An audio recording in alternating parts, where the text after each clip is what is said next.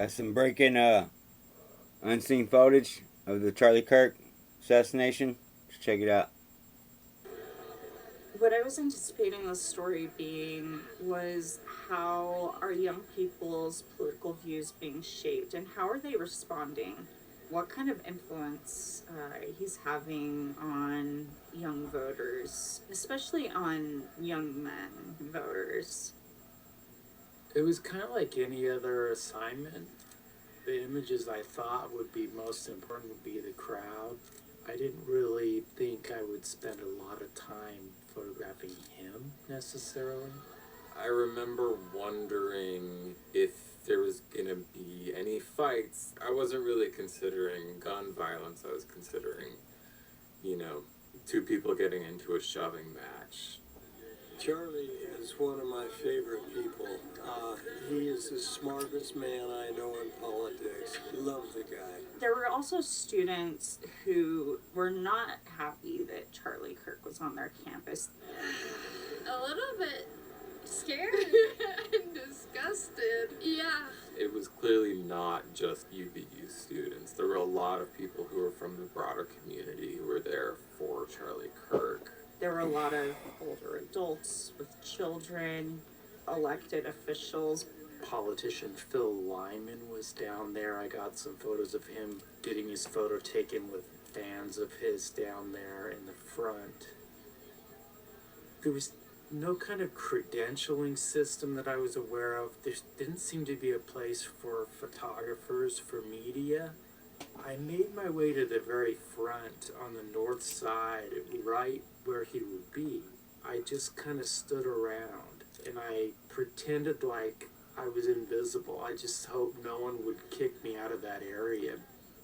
When I'm in a crowd that big, I'm trying to think about how can I do my job but also remain safe and responsible. And I remember in the amphitheater pit structure at UVU, and just being surprised at how treacherous it felt.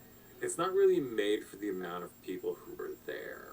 And I just remember thinking, this is maybe not a great venue for this many people. Coming in person, it's kind of like a sporting event. Like you can watch it on YouTube after. Like definitely going in person, you get the whole crowd vibe, and that kind of makes that experience more rememberable. I was down there watching all of the goings on behind the scenes. I could see behind the tent some miscellaneous security people back there, plainclothes. And then he started walking up towards the event.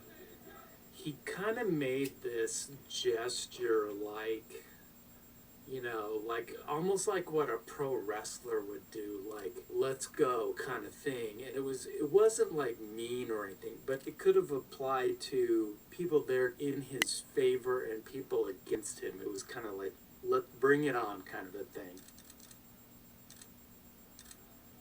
He sits down and the line is filled out and he says, we're going to be here for a couple hours.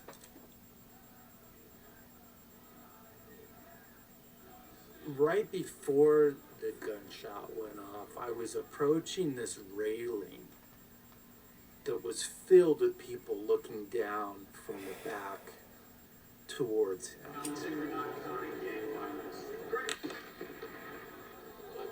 Oh my God! Go, run! And all those people that were blocking my view instantly turn and they're now running at me in terror. I just start photographing. They're ducking and crawling. People are screaming. Oh, Oddly, some back to people that. are just kind of standing around, And then I'm recording. not doing anything. Within a few seconds, that railing is clear and empty.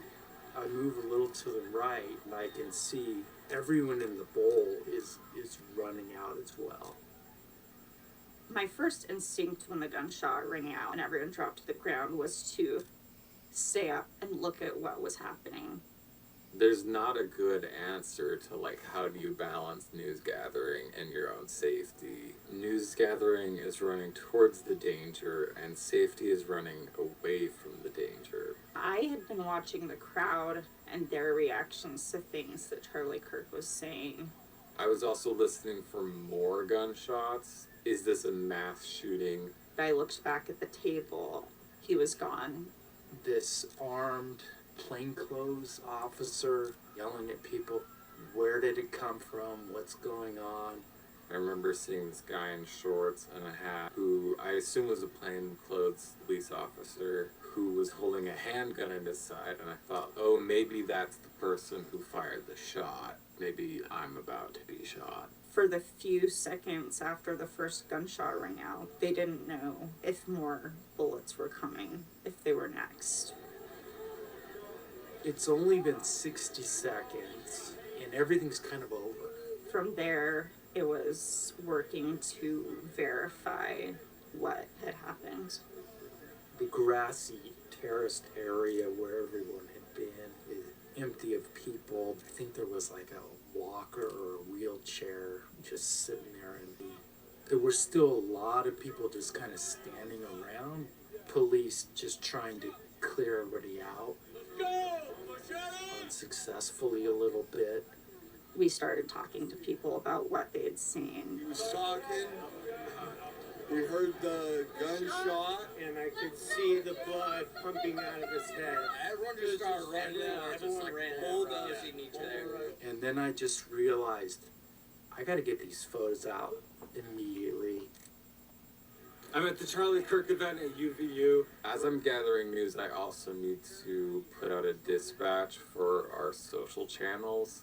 There were a lot of other things I could have been photographing at the time. So much was still happening, but those initial 60 seconds was like so much more important than everything else at that moment. The cell phone network in the area was absolutely demolished because everyone was texting and calling.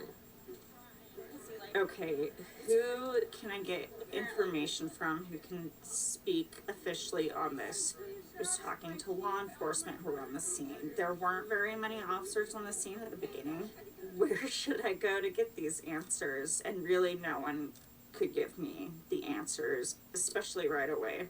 I went to the Turning Point USA table. There were already rumors spreading, almost immediately. They were hearing word from the hospital that Charlie Kirk was stable. At a traumatic event like this, there will be a place where law enforcement ask media to go. Media staging never materialized. And so it was really hard to get answers as to what was happening. Yeah, I was gonna go there, and that's where they're gonna have media stage. The university had sent texts that had inaccurate information saying the shooter was caught when the alleged shooter was not caught. We are evacuating this way, please.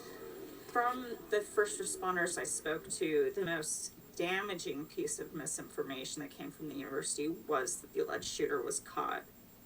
Different folks told me that made it much more difficult to clear the campus because students thought they could stay on campus and students thought they were safe when really they weren't. Law enforcement was going room by room of the entire campus trying to clear the buildings and make sure the shooter was not still there. My task was to put together a video as quickly as possible that we could publish. Between filming it and me editing it, we had to re-record it because between that time we found out that Charlie Kirk had died. We were in the courtyard of the school when one attendee... It was pretty shocking because I hadn't seen him get hit, so I had no idea how serious it was. I was shocked that it would happen in Utah. On a day like that, what you have to do is endless, and you just put your own feelings aside and you just focus on your job. I can't fully express the horror of being at a killing. The gunshot is one thing, but then it's the screams from people in the audience. it's just so chilling to be at that situation that your mind is trying to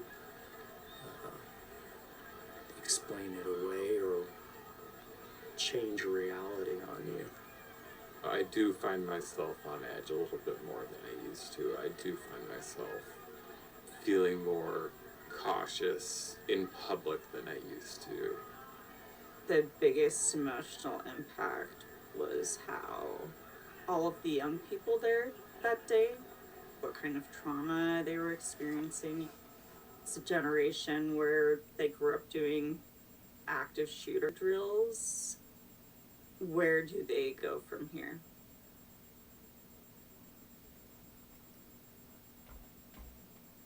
All right, there you have it. That's some breaking and unseen footage from the UVU campus. Thank you to Salt Lake journalists, Salt Lake City journalists, for that new footage so we can filter through that. Till next time, y'all have a good one.